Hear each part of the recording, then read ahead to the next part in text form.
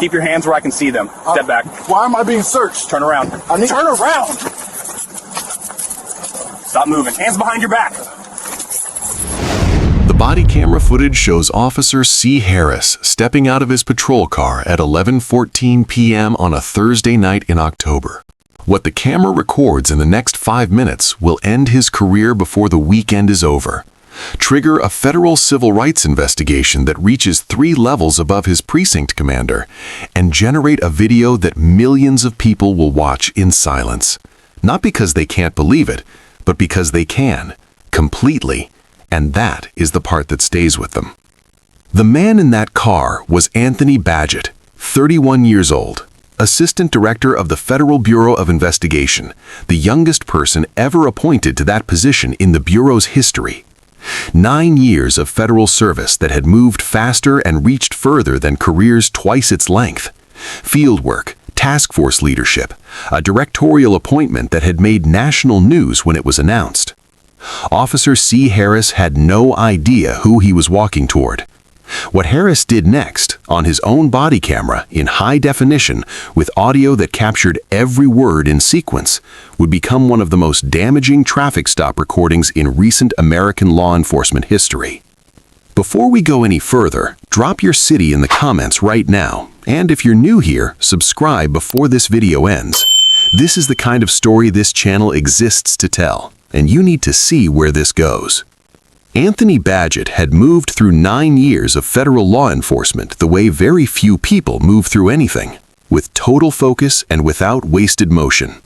He had entered the Bureau at 22, straight out of a law degree he'd finished a year early, assigned to the Violent Crime Division in the Charlotte Field Office, where his supervisors noted in his first annual review that he operated with the judgment of someone a decade further into the job.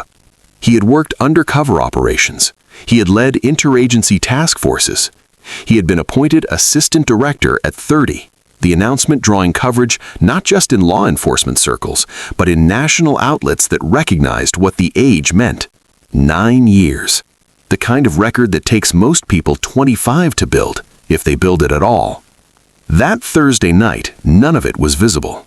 He was wearing a black hoodie and dark jeans, driving home from a late working session at the field office in his personal car, a dark green Camry. Unremarkable, the kind of vehicle that moves through late-night highway traffic without drawing a second look. His credentials were in the interior pocket of his jacket, folded on the passenger seat beside him. He wasn't in a hurry. He wasn't thinking about work anymore. He was just a 31-year-old man on a highway at 11 o'clock at night, 20 minutes from home. Officer C. Harris was 26 years old with 2 years on the department.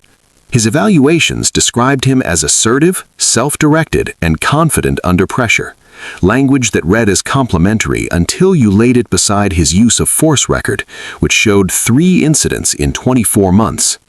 One had produced a formal civilian complaint.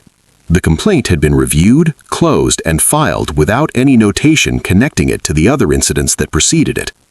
Nobody had looked at all 3 together. Nobody had been asked to.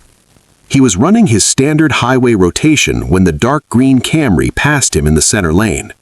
His radar clocked it at 5 miles over the limit, a minor infraction, routine, the kind of stop that fills a shift log without ever becoming a story. He activated his lights. Badgett saw them immediately and responded the way someone responds when they have nothing to hide and every reason to make the next few minutes simple. He signaled, moved smoothly to the shoulder, brought the car to a complete stop, cut the engine, and rolled down the window.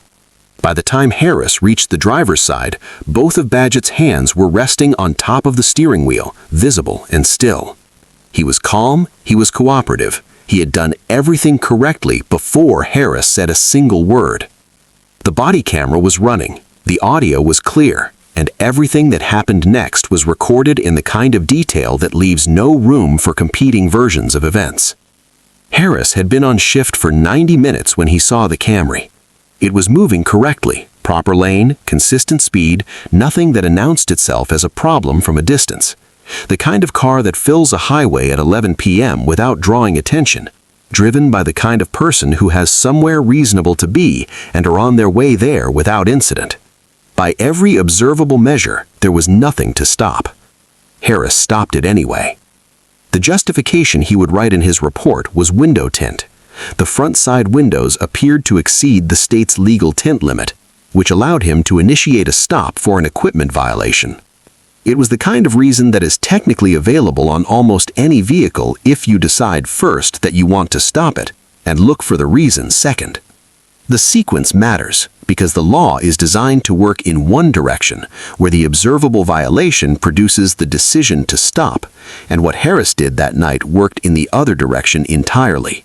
He had already reached for the instinct before he found the justification to attach it to. This is the first lesson the footage teaches, before anyone says a word. Not all stops that look routine are routine. Some of them are routine in their paperwork and something else entirely in their origin. Harris activated his lights. The Camry signaled immediately, moved to the shoulder with clean, deliberate compliance, and stopped. He ran the plate while he was still in the patrol car. Clean registration, no flags. The vehicle came back to an address in a professional district of the city, the kind of zip code that belongs to people who have careers rather than jobs.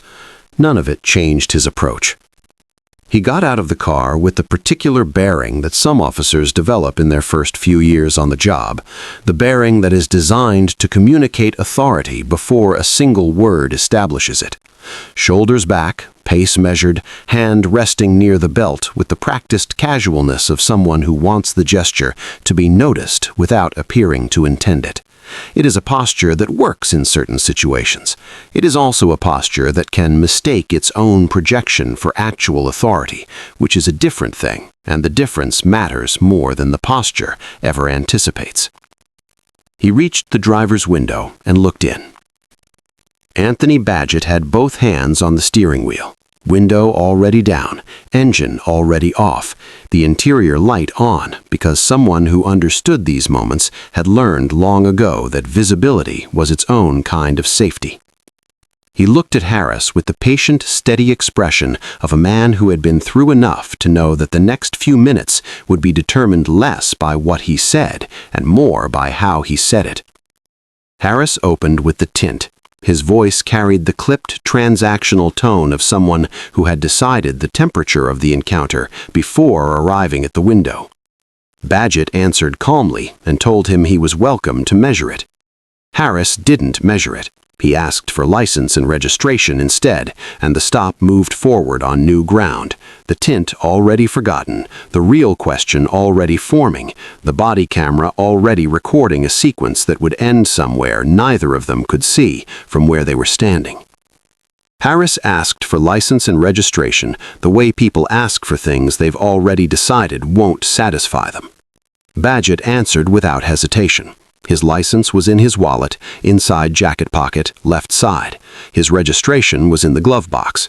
He named both locations before moving toward either, the way someone moves when they understand that clarity is the only currency that matters in this particular transaction. He asked if it was okay to reach. Harris said yes. Badgett moved slowly, deliberately, retrieved both documents, and handed them through the window with the unhurried calm of a man who had spent 9 years in rooms where composure was not optional. Harris took the documents without comment and walked back to the patrol car. This was the moment. The name on the license was Anthony Badgett. A clean record, a federal government address in the system, the kind of profile that read with any attention at all raised a question worth asking before the next step. Harris ran it, looked at it, and walked back to the Camry. He handed the license back. He mentioned the 5 miles over the limit. Badgett nodded and said he hadn't realized. Then Harris asked where he was coming from. Badgett told him, a late session at the field office. Harris asked what kind of field office. This is where Badgett made the decision that any reasonable person in his position would make, the decision that should have ended the stop, de-escalated everything, and sent both of them home without incident. He told Harris he was a federal agent. He said it directly, without drama, the same way he said everything. He offered to show his credentials. They were in the jacket on the passenger seat. He asked if it was okay to reach for them. Harris told him not to reach for anything. There is a version of that instruction that is reasonable. The first few seconds of any stop carry an uncertainty that caution can justify. But Badgett had already produced his license. He had already demonstrated compliance at every step. He had just identified himself as a federal agent and offered to provide documentation. The instruction not to reach was no longer caution. It was a choice. Badgett kept his hands visible and explained again, quietly, that his FBI credentials were on the passenger seat and would confirm everything he was saying. Harris told him that anyone could claim to be FBI. Badgett agreed that was true and noted that the credentials would resolve the question in approximately 10 seconds if Harris would allow him to retrieve them.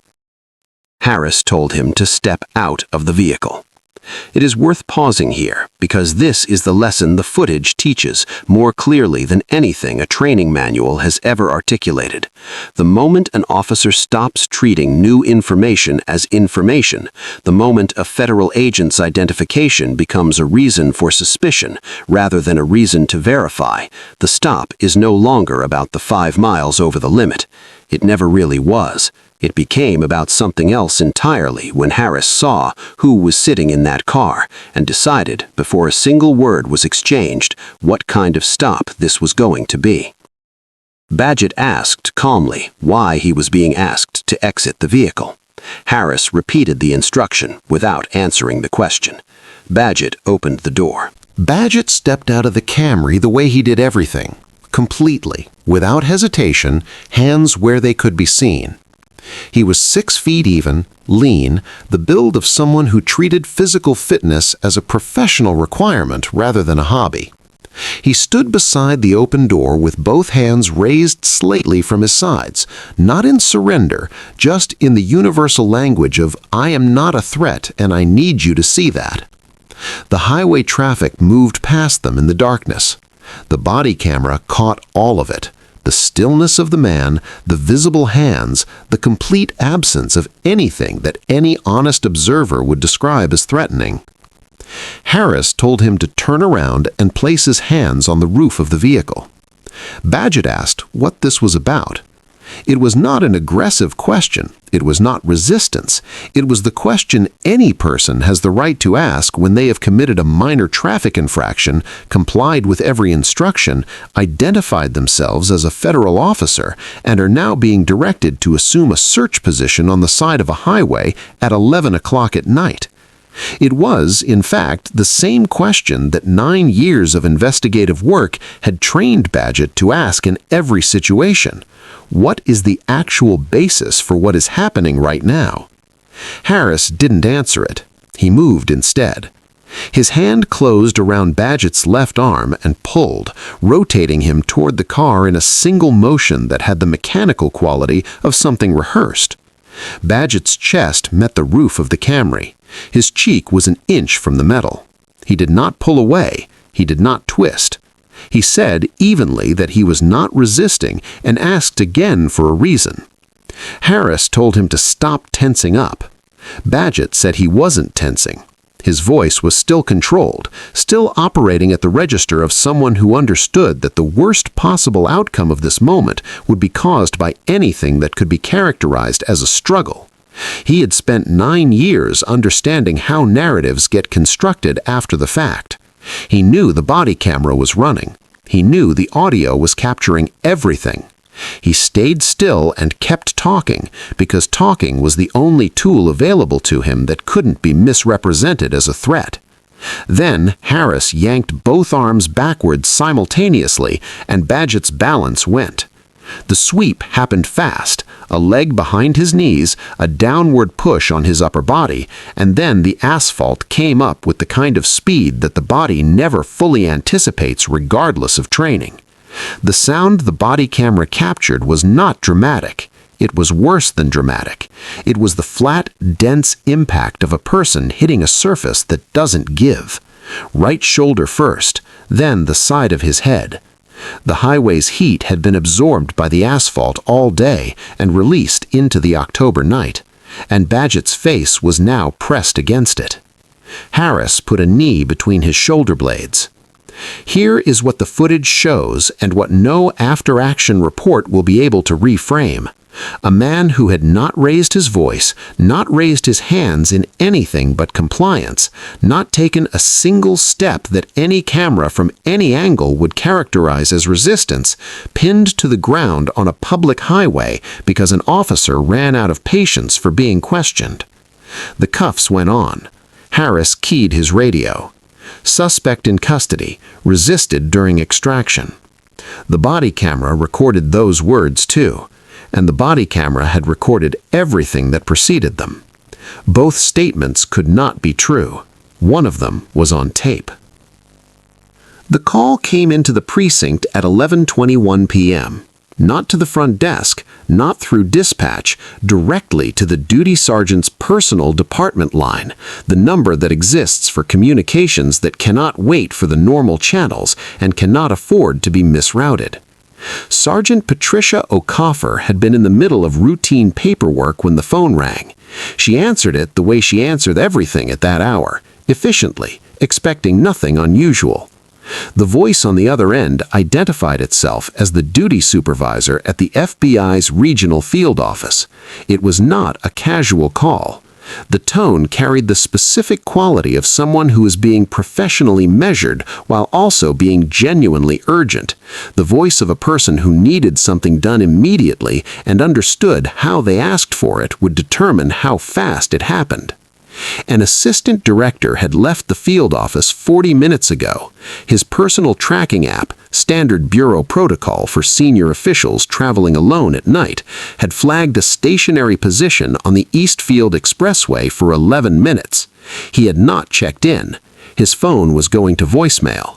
They had already cross-referenced the location against active dispatch calls and found one, a traffic stop initiated by Officer C. Harris, same coordinates, same timestamp. O'Coffer wrote the name down before she fully processed what she was being told. Then she processed it. She was out of her chair before the call ended. The lesson that moment teaches is one that institutional culture spends years trying to unlearn, that the difference between a mistake and a catastrophe is almost always time. Not the time it takes to make the wrong decision, but the time that passes before anyone with authority to reverse it finds out. Harris had been on that highway for 11 minutes before the field office called. In 11 minutes, a traffic stop had become a physical altercation, a federal agent had been put on the ground, and a radio transmission had gone into the dispatch log claiming resistance that the body camera had already disproven. Every minute after that was not a continuation of the problem, it was a compounding of it. Okafor tried Harris on his radio first. No response. She tried his cell. It rang out. She flagged the dispatch operator and had the channel open to his unit with an override priority code that required a response within 30 seconds. Harris's voice came back flat, slightly winded. He reported a suspect in custody, transport pending. Okafor told him to stand down. She used the words carefully, the way you use words when you know they are being recorded and when you understand that the recording will matter later. Do not transport. Do not process. Stay with the subject and wait for a supervisor on scene. Then she told him, in the same measured tone, who the subject was. The silence that followed lasted 4 seconds. The body camera captured it from the highway shoulder, the radio live, the night traffic passing without stopping, Anthony Badgett still on the ground in cuffs while the information moved through Harris like something he couldn't find a place to put. Okafor was already in her car. She drove with the particular focus of someone trying to contain a situation that was growing in every direction simultaneously. The field office waiting for a callback, the dispatch log already written, the body cam already recording a version of events that no conversation could now revise. She had 16 years on the force. She had managed difficult situations, covered bad nights, navigated the gap between what happened and what the paperwork said. But this was a different category entirely. This was not a situation that could be managed, it could only be responded to. Honestly, completely, and fast enough that the response itself became part of the record. She got there in 8 minutes. Harris was standing beside the patrol car.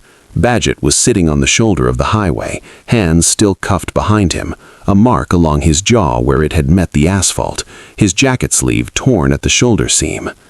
Okafor looked at Harris for a long moment without saying anything. Then she looked at Badgett.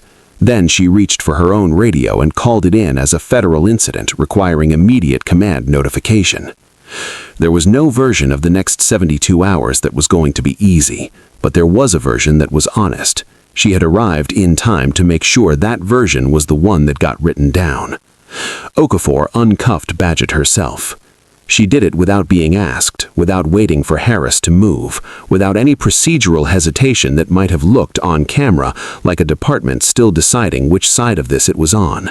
She knelt behind him on the highway shoulder, found the cuff key, and removed both restraints with the quiet efficiency of someone who understood that every second Anthony Badgett spent in handcuffs was another second being added to a timeline that would be reviewed by people with considerably more authority than anyone currently standing on this stretch of asphalt.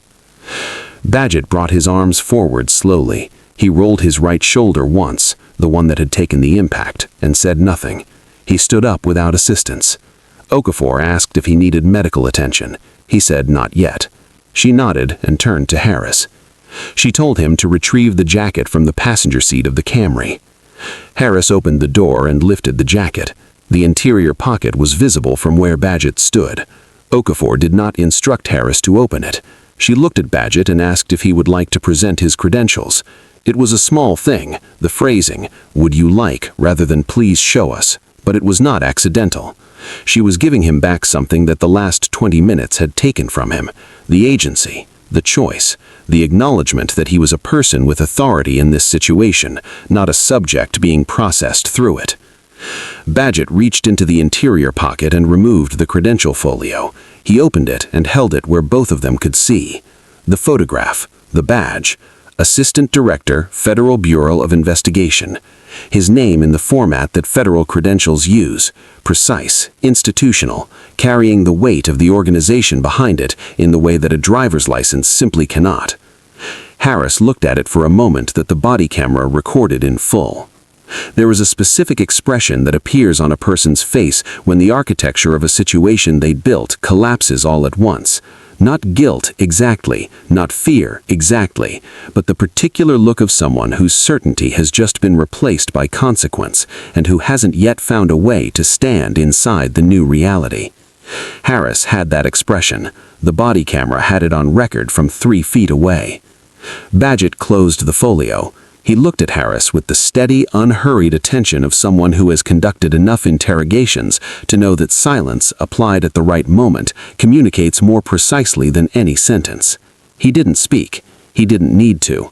The look itself was a complete statement. Not angry, not triumphant, just the level, unblinking gaze of a man who had told the truth from the first word and had the patience to wait for the record to confirm it. The power in that moment did not move gradually. It moved all at once, the way weight redistributes when a foundation gives, total, immediate, and entirely visible to everyone present. Harris stood on the shoulder of a highway at 11:30 at night, holding a jacket that contained the answer to every question he should have asked 20 minutes earlier, and the lesson wrote itself into the record without anyone having to say a word. Okafor stepped between them and got on her radio. The next call was going to the field office. The one after that was going to the precinct commander. And the one after that, the one that would set everything else in motion, was already being placed from the FBI's regional headquarters by someone who had been waiting for confirmation and had just received it. The precinct commander's phone rang at 6:47 a.m. the following morning. He had already been awake for 2 hours.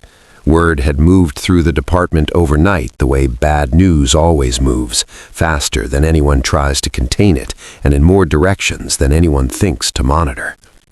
By the time the commander sat down at his desk, he had already spoken to Okafor, reviewed the body cam footage twice, and arrived at the private conclusion that the department was not going to be able to manage this the way it had managed things before.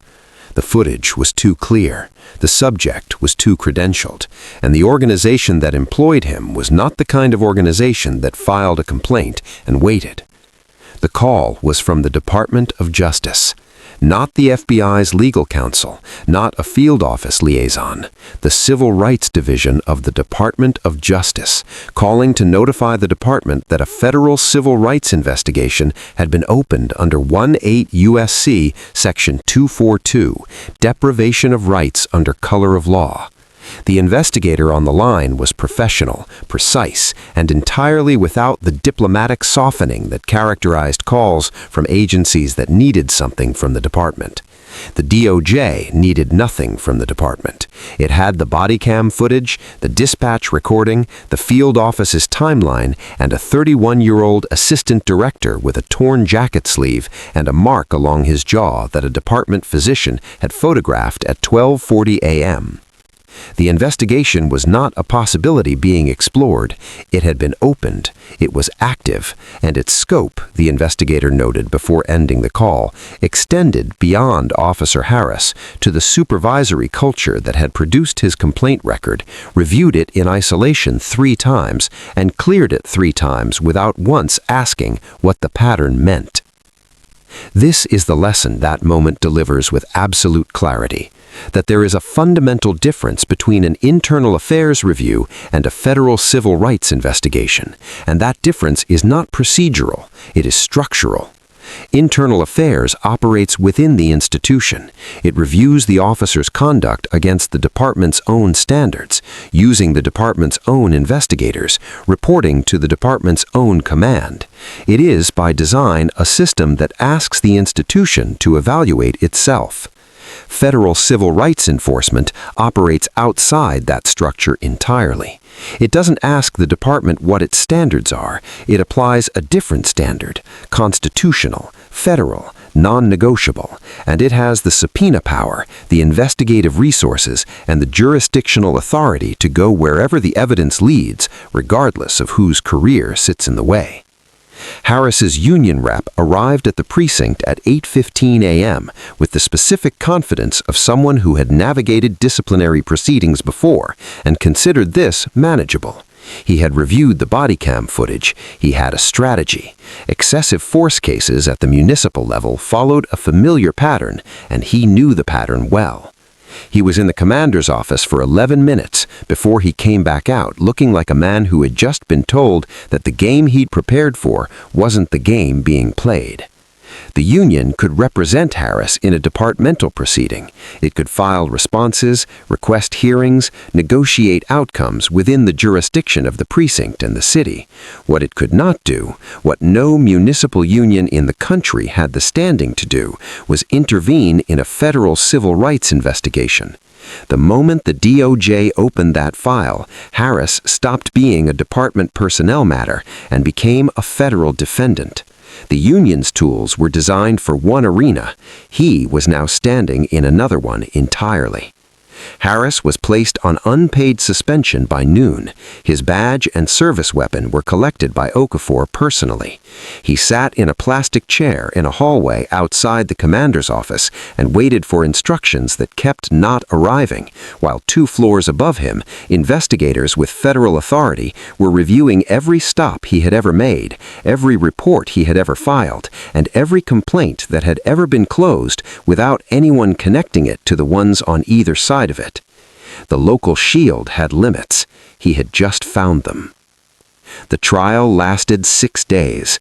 The prosecution's case was not complicated because the evidence was not complicated.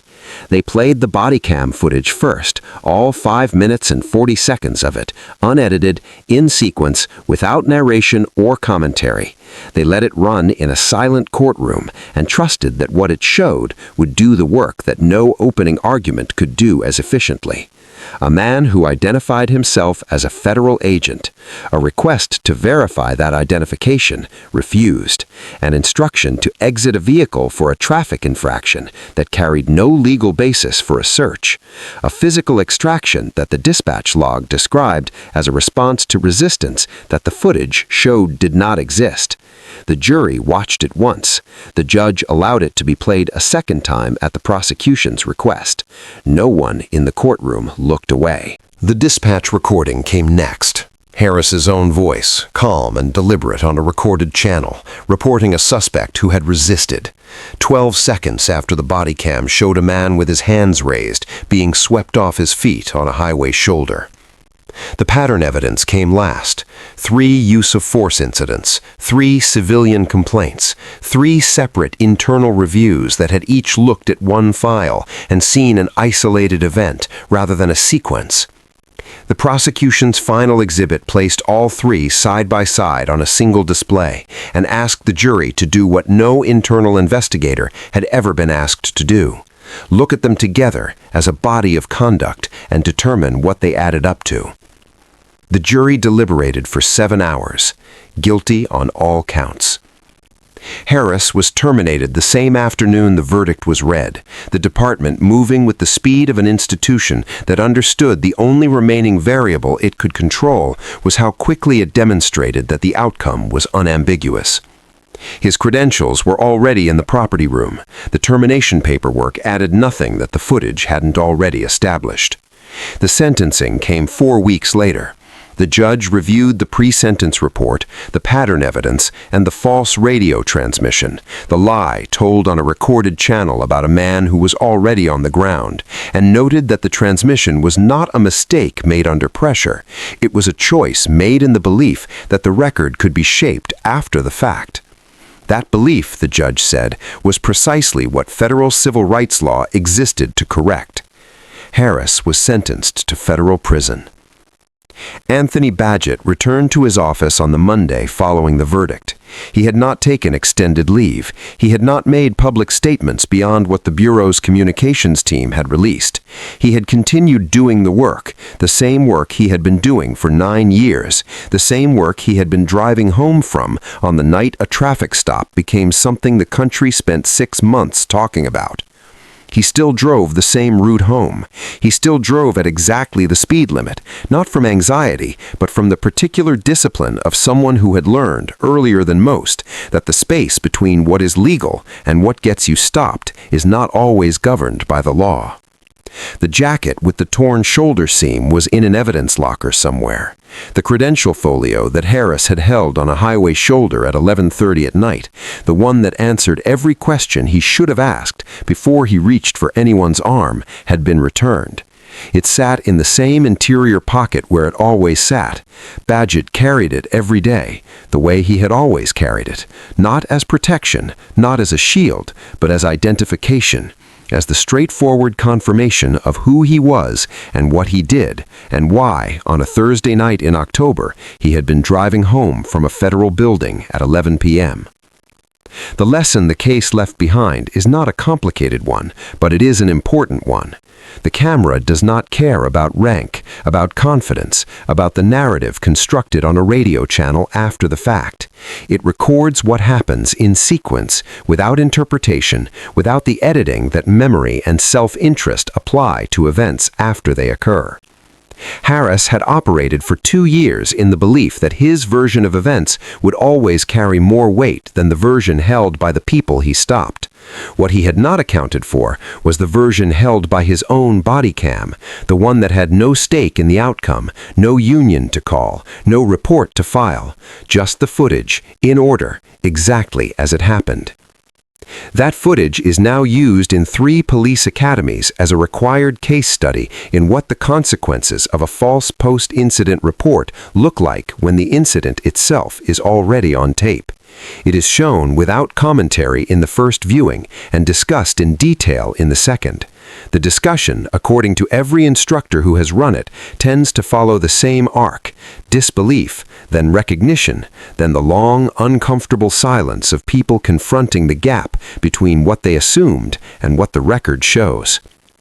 Anthony Badgett has never spoken publicly about whether he considers the outcome justice. He has said, in the one interview he gave 6 months after the verdict, that he considers it accountability. The distinction, he noted, matters. Justice implies the harm didn't happen. Accountability means it happened, it was documented, and the person responsible answered for it. One of those things was always possible, the other was not. He still drives home the same way. The camera is still running, and the record, as it always has been, is exactly what it captures.